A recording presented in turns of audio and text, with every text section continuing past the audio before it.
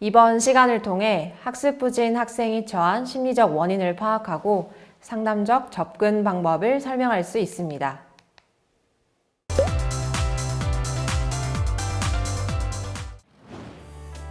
에이야, 주말은 어떻게 보냈어? 주말 동안 내내 게임하느라 시간을 다 썼어요. 그렇구나. 다음 주가 시험인데 시험 준비는 잘 되어가니? 아니요. 머리로는 시험 공부를 해야 한다는 걸 아는데 시험 기간이 되니까 다른 것들이 더 재미있는 것 같아요. 맞아. 선생님도 그럴 때가 있지. 그런데 게임을 하면서 A의 마음은 어땠어?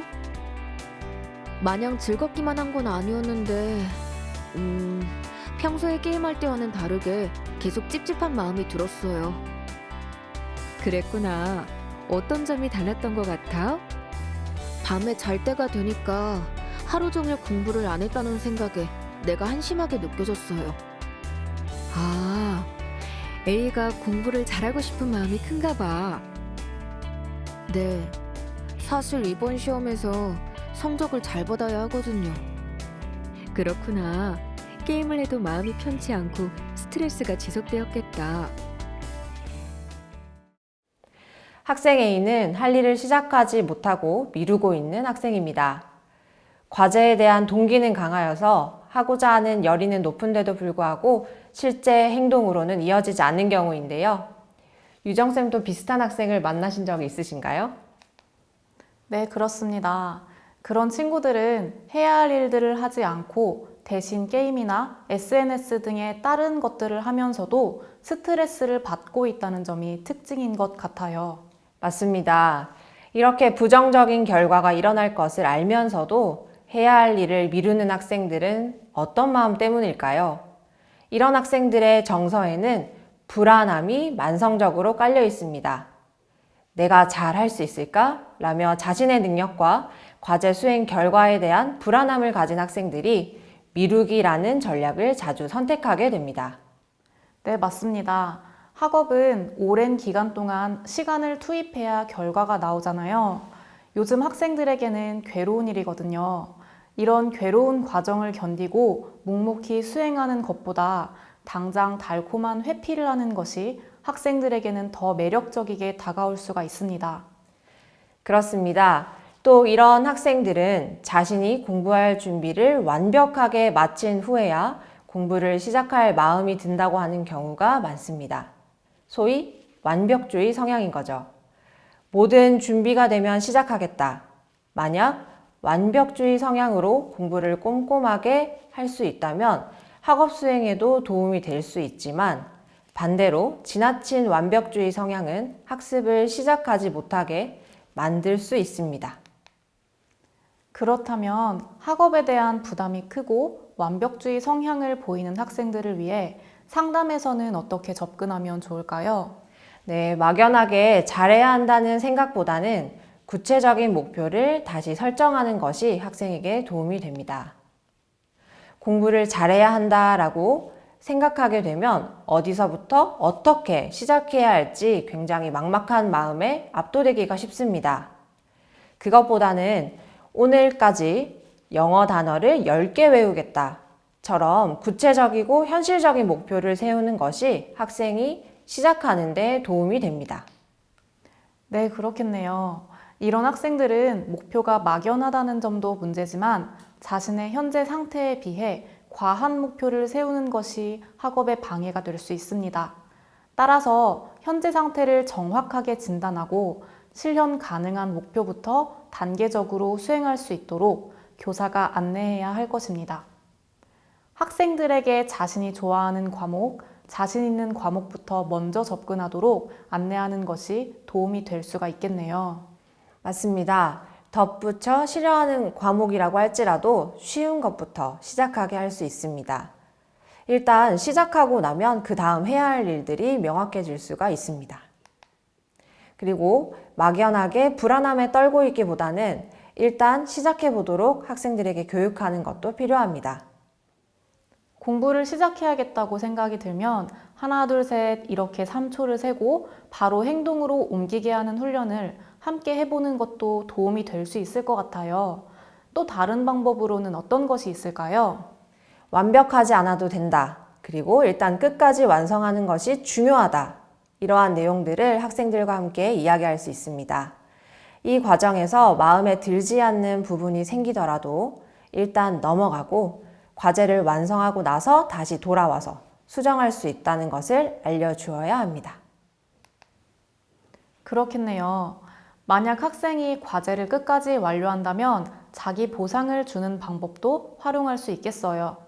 과제 이행 시와 불이행 시에 자신에게 줄 수 있는 구체적인 보상을 미리 설정해 두고 이를 상기시키도록 하는 것이 도움이 될 수도 있습니다.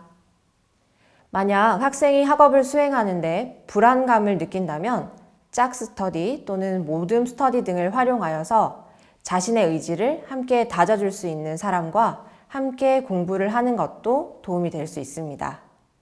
이때 함께하는 친구들이 있다는 것만으로도 학습에 대한 부담감을 줄여줄 수 있어서 불안감을 낮추는 데 도움이 됩니다.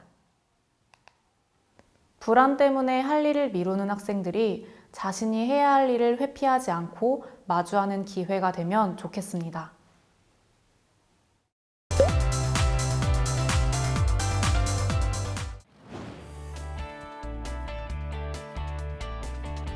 비야, 그런데 선생님이 지켜보니 비는 하루 종일 인강만 듣고 있는 것 같은데? 네, 저는 인강을 들어야 공부하는 느낌이 들어요. 그렇구나. 어떤 점이 좋아? 저랑 잘 맞는 강사의 강의를 선택해서 들을 수 있어서 좋아요. 그럼 수업을 다 듣고 나서는 어떻게 하고 있어?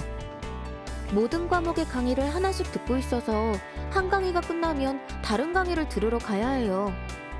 그렇구나. 전 과목 수업을 다 들으려면 시간이 많이 걸리겠네. 저는 진짜 열심히 공부하고 있다니까요. 그런데 왜 성적은 오르지 않을까요? 그래. 열심히 수업을 듣고 있기는 한데. 최근 원격 수업이 도입되면서 수업 활동에 물리적인 제약이 생기다 보니 학생들이 학습에 수동적인 태도로 참여하는 경우가 늘어났습니다. 그렇다 보니 학생 스스로 자기주도적 학습 능력을 기르지 않는다면 사례에서처럼 강의를 듣는 것에만 치우친 학습 계획을 세우기가 쉽죠. 네, 맞아요. 많은 학생들이 강의를 듣는 것만으로 공부를 하고 있다고 착각하고 있는 것 같아요. 물론 강의를 듣고 복습을 하여서 자기 것으로 만든다면 강의를 듣는 시간이 매우 귀중한 시간이 될 수가 있지만 강의를 듣는 것에서 그친다면 반쪽짜리 학습이 되고 맙니다. 학습의 핵심은 자신의 방식대로 구조화하여 받아들이는 것이니까요. 그렇습니다. 자기주도적 학습은 학업 성취를 높이기 위해서 필수적인 요소인데요. 현재 예시에 나온 학생 B는 공부를 하고자 하는 학습 동기는 높은 상태이지만 학습 전략과 행동 조절 측면에서 부족한 부분이 있습니다. 자신이 어떤 공부를 하고 있는지를 객관적으로 판단하는 메타인지가 부족하다고 할 수 있겠네요. 메타인지는 인지에 대한 인지, 생각에 대한 생각으로 학습 과정에서 한 발 떨어져서 지켜보고 스스로 조절할 수 있는 인지 과정을 의미합니다. 그리고 공부하기에 적합한 환경을 선택하고 구조화하는 행동 조절 측면도 다소 부족하다고 할 수 있겠습니다. 학습 시간은 한정적이므로 주어진 시간에 효율적이고 효과적으로 학습 결과를 가져올 수 있도록 전략을 선택하는 과정도 학생에게 필요할 것으로 보입니다. 그렇네요. 행동 조절 측면에 덧붙이자면 학생이 누군가가 전달해주는 학습 내용을 수용하는 데만 초점을 두고 있는 것도 문제인 것 같습니다. 생성학습의 다양한 전략을 인지하지 못하고 있는 것 같습니다. 이에 따라 상담적으로는 어떻게 접근해야 할지 함께 살펴봅시다. 먼저 학생이 공부를 잘하고 싶어하는 욕구를 수용하면서 인강을 열심히 듣고 있는 그 학생의 노력에 대해서 인정해주는 것이 필요합니다. 다만 예시에 나타난 학생은 공부를 잘하고 싶은 욕구에 비해 학습 전략에 대한 인식이 부족하다고 할 수 있습니다. 따라서 학습 전략을 어떻게 수정하면 좋을지 알려주어야 합니다. 자신이 24시간을 어떻게 쓰고 있는지 시간 사용표를 작성해 보면 좋습니다. 현재 학생이 주어진 시간을 어떻게 사용하고 있는지를 한눈에 살펴보면서 강의를 듣는 시간과 복습하는 시간의 비율을 조정해야 합니다. 사람마다 다르지만 보통 강의를 듣는 시간만큼 복습 시간도 필요합니다. 그게 바로 메타인지를 활용한 방법이라고 할 수 있겠습니다. 내가 현재 시간을 어떻게 쓰고 있는지 이렇게 학업 과정 전체를 돌아보는 겁니다. 학습 시간을 주도적으로 활용하는 방법으로 또한 플래너 사용 방법을 훈련하는 것도 도움이 될 수 있습니다. 학교 수업이든 인강이든 수업 내용에 대한 복습이 필요하고 제시되는 과제가 있기 때문에 기한에 맞춰서 해야 할 것들을 플래너에 기록하고 또 하나씩 해결해 나가는 습관을 들이는 것이 필요합니다. 그리고 학생 B는 자신에게 맞는 나만의 공부법이 부재한 상태입니다. 과목 공통적으로는 노트 필기 방법, 교과서 읽는 방법 등을 교육하는 것이 필요합니다. 과목별로 공부법은 과목마다 접근하는 방법이 조금씩 다르기 때문에 각 과목 담당 교사나 해당 과목을 잘하는 친구에게 구체적인 조언을 구할 수도 있습니다. 자기주도 학습의 전략 중 재학습보다는 생성학습을 활용하여 학생이 배운 내용을 스스로 인출해 볼 수 있도록 하는 데 공부에 초점을 맞추어 주는 것이 필요합니다. 인출 전략에는 교사가 되어서 학습 내용을 누군가에게 가르치는 방법, 또는 백지에 배운 내용을 쏟아내서 적어보는 방법, 빈칸을 채워보면서 내가 배웠던 내용을 다시 한번 상기해보는 방법 등이 있습니다. 이러한 자기 주도적 학습을 통해 온라인 학습 상황에서도 학생들이 학습을 이어갈 수 있으면 좋겠습니다.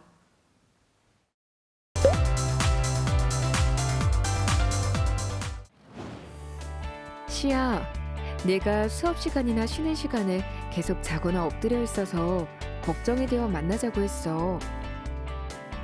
네, 사는 게 재미가 없어요.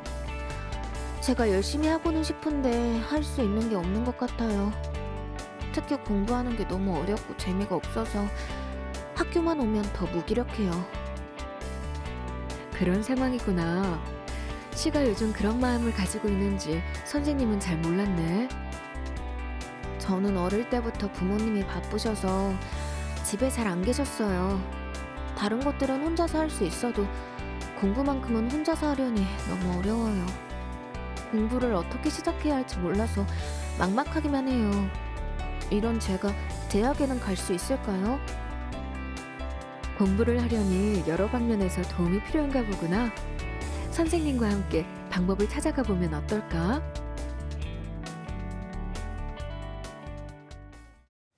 학생 C는 학교 생활 전반적으로 무기력을 호소합니다. 학업을 잘하고 싶어서 시도를 했지만 마음처럼 되지 않아 다 포기해버린 것처럼 보이기도 합니다. 이렇게 학업과 학교 생활에 어려움을 겪는 학생들을 학교에서 많이 보게 됩니다. 증상은 같아도 속을 들여다보면 그 원인이 다 다른 경우가 많았는데요. 학생이 어려움을 겪는 원인을 찾기 위해서 심리검사를 사용해 볼 수도 있을까요? 네, 정확한 진단을 위해 심리검사를 이용하면 학생의 상태를 파악하고 도움을 주는 데 효과적입니다. 심리정서적, 인지적, 행동적 원인이 있을 텐데요. 담당 선생님께서 학생과 함께 위클래스나 위센터에 방문하여 심리검사를 요청하시면 학생 증상에 따른 검사를 실시할 수 있습니다. 심리 정서적인 원인으로는 지지 자원이 부족한 경우, 더 나아가서는 우울이나 불안을 가지고 있는 경우일 수도 있습니다. 행동적인 원인으로는 학습 유형에 대한 파악의 부재나 학습 전략의 부족이 있겠습니다. 그에 따라 객관적인 심리 검사를 활용하여서 학생의 문제를 진단하는 데 활용할 수 있으면 좋겠습니다. 네, 동의합니다. 구체적으로 이 사례는 학생의 부모님이 바쁘셨다고 말하는 것으로 보아서 심리 정서적인 지지 자원이 부족했던 것으로 보입니다. 지지 자원의 부족이 학업의 어려움으로 이어지고 학업의 어려움이 또 학교 생활의 무기력으로 이어지는 경우라고 할 수 있겠네요. 상담적으로 접근하기 위해 학생을 효과적으로 지지하고 격려하는 것에 초점을 맞출 수 있습니다. 특히 부모님의 지지나 격려가 부족하면 쉽게 힘을 잃고 무기력해지는 것을 봅니다. 마음속에 품은 든든한 나만의 조력자. 부모님이 그 역할을 해주신다면 더할 나위 없이 좋겠지만 학생 C처럼 어쩔 수 없는 상황이라면 우리 교사들이 그 역할을 해주어야겠습니다. 네, 그래서 교사들이 이런 상황에서 학생들을 어떻게 지지하고 격려해야 할지 익혀둔다면 학생과의 근본적인 관계도 좋아질 수밖에 없겠지요. 그럼 지지와 격려를 잘 하기 위해서 어떻게 하면 좋을까요? 가장 먼저 학생이 선생님께 와서 무기력을 호소할 때 지도 방법을 함께 알아보겠습니다. 학생이 교사에게 올 때는 낙심한 상태일 것입니다. 이때 학생의 강점을 구체적으로 칭찬해 주어야 합니다. 학생이 낙심한 상태이므로 평상시에 교사가 관찰한 학생의 긍정적인 특성을 언급하여 지지해 줄 수 있습니다. 좌절하고 낙심했을 때 내가 믿는 사람으로부터 받는 칭찬은 효과가 굉장히 큽니다. 당장 눈에 보이는 것에 대한 칭찬뿐만 아니라 평상시 교사가 관찰했던 내용을 바탕으로 그 지점을 언급해 준다면 교사의 관심과 사랑을 학생이 마음 깊이 느낄 수 있겠습니다. 그렇죠. 중요한 것은 학생이 현재 상황에서 노력하고 있는 의지를 꼭 언급해 주어야 합니다. 성과 자체보다는 노력하는 과정에 대해 강화를 할 때 그 강화가 효과가 있는 것을 잊지 않으시면 좋겠습니다. 그럼 언어적 격려와 지지 이외에 다른 방법으로는 좀 어떤 방법이 있을까요? 말만으로는 되지 않을 때가 좀 많아서 곤란할 때가 많잖아요. 네, 정확한 지적입니다. 학생은 언어적 격려와 지지로 어느 정도 힘을 얻을 수 있지만 더 직접적이고 효과적인 방법을 필요로 할 수도 있습니다. 저는 그래서 무기력한 학생들과 상담을 할 때 간단한 놀이를 활용하는 편입니다. 보드게임이나 공예품 만들기 같은 것이 그 예입니다. 괜찮은 아이디어인데요. 보드게임과 같은 놀이는 아이들에게 쉽고 빠르게 성취감을 줄 수 있는 도구입니다. 그리고 공예품 만들기 등을 통해서 부정적인 정서가 환기되고 어떤 것을 완성해 나갔다는 그런 경험을 통해서 나도 할 수 있다라는 자신감을 학생에게 줄 수 있겠습니다. 이 모든 방법을 활용하는 것이 중요하지만 가장 중요한 것은 교사가 학생을 일관된 태도로 대하는 것입니다. 맞습니다. 학생의 입장에서는 자신을 지지하는 한 사람이 있다면 그리고 일관되고 지속적으로 그 사람이 자신을 믿어준다면 비록 지금은 당장 효과가 없어 보여도 중요한 시점에서 큰 힘으로 작용할 수 있습니다. 학생에게 관심을 가지는 것, 학생의 강점을 지지하고 구체적으로 칭찬하는 것, 다양한 활동으로 학생의 자기 효능감을 높이는 것 등이 장기적으로 지속된다면 학생이 보람찬 학교 생활을 하는 데에 큰 도움이 될 것입니다.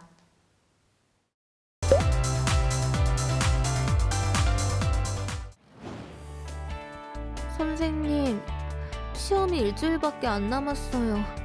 아무것도 손에 잡히지 않고 딴 생각만 들고 다 포기해버리고 싶어요. 너무 힘들어요. 우리 D가 지금까지 열심히 했음에도 시험을 코앞에 두고 불안한 마음이 드나 보네. 네, 시험이 딱 일주일 남았다고 생각하니까 아무것도 할 수가 없어요. 그동안 공부한 걸 다 잊어버린 것 같고요. 그래, D야. 네 마음이 충분히 이해가 가. 때로 너무 긴장이 되고 불안하면 아무것도 할 수 없는 상태가 되곤 하잖아. 선생님, 그러면 제가 어떻게 해야 이 불안을 없애고 시험을 잘 치룰 수 있을까요? 이러다가 저 완전히 망할 것 같아요.